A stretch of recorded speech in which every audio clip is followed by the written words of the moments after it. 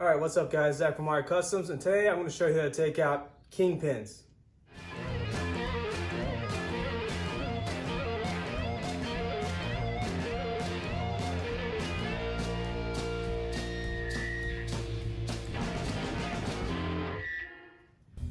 All right, so today I'm going to show you how to take kingpins out of a nice axle. This is my running driving Model A. Hopefully everything's in good shape in here. All my brakes have been rebuilt. So I think the kingpin should come out pretty easy, but I'm also going to show you an old rusty axle that has juice brakes on it. That's the whole reason why I'm taking the kingpins out anyways. And that one's really nasty. So you're going to get a look at hopefully what's a good axle and what's an old rusty axle. So let's get started. Okay, so first things first, get all the weight off of the spindle. I took the hub off. I'm gonna take all the steering linkage off. And obviously I took the mechanical brake linkage off. So there's actually no weight at all on this once I get this steering off.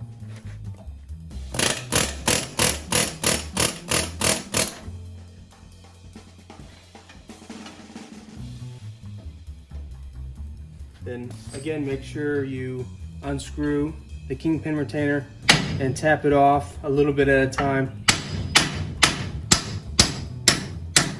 If it takes too much force to hit, heat up the axle with the torch, heat up the kingpin area heat up the axle with the torch all around, but do not actually heat up the retainer. You can try the retainer while the axle is really hot, but if you get the retainer really hot, the retainer's expanded and it's going to be even harder to get out.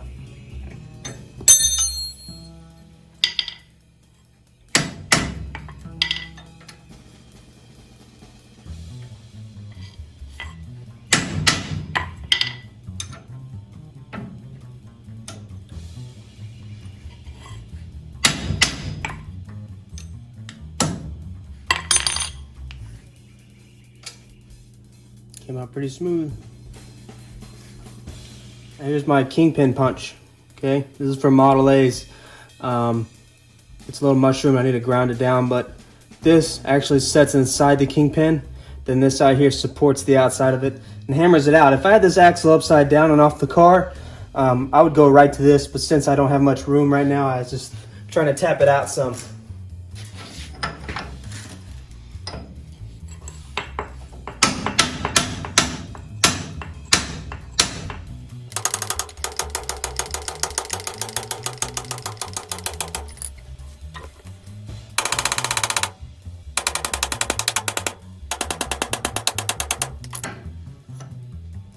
There we go, and as always, when I take these off, I like to keep the kingpin in it, so there's no mistaking on where any parts went.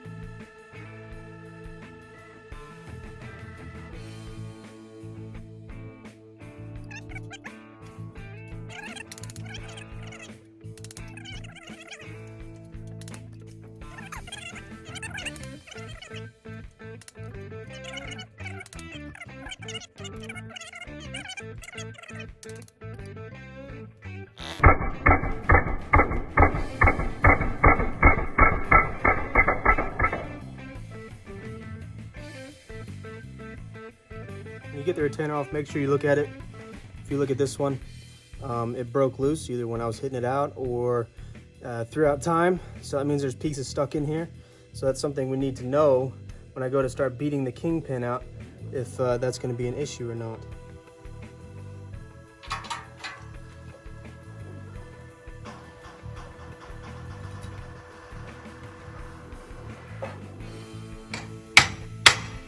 Wow.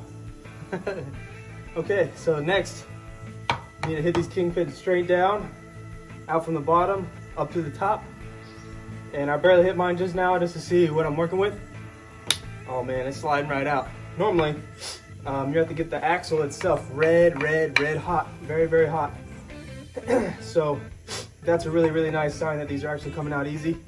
I've been soaking these with WD-40 and penetrating oil for weeks as I was working on other projects because I knew this was going to happen, and I knew it was going to be rough, but this one thankfully is not that rough. So if yours is not as easy as mine, get the axle red hot. Do not get the kingpin hot.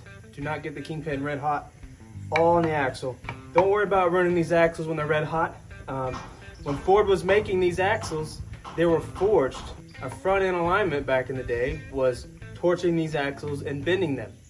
A lowered I-beam axle is torching the axle and bending them. So this is very normal to torch it. The only thing is, do not quench it. Don't put water on it, don't blow air on it. Air is really not that big of a deal, but do not quench the axle. That's when you'll change the metallurgy on the inside. So torching is very normal. Hopefully the other side's this easy.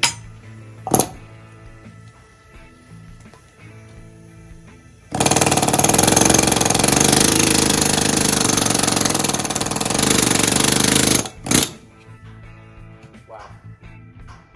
This one I've ever done. And I broke my cement block.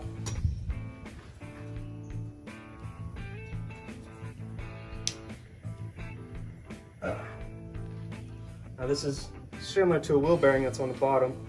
I recommend getting new ones, but also make sure you know the orientation of it until you get the new ones. So I'm just gonna put mine back in just like this. This is exactly how it came off. Pretty easy to figure out. Let's try the other one. Ball beam part of the hammer, wish me luck. Oh yeah, same thing. Let's get this one further off the ground.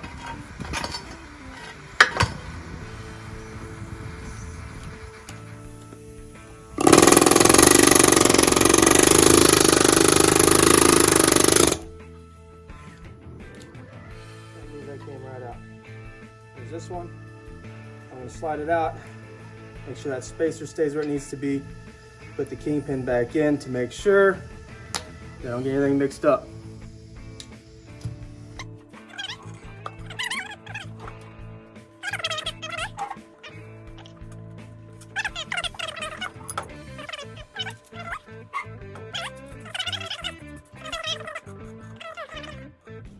If you enjoyed this little video, just like it, say something in the comments. If you have any questions, feel free to ask away. Now it's time for me to get my shift together, so thank you for watching.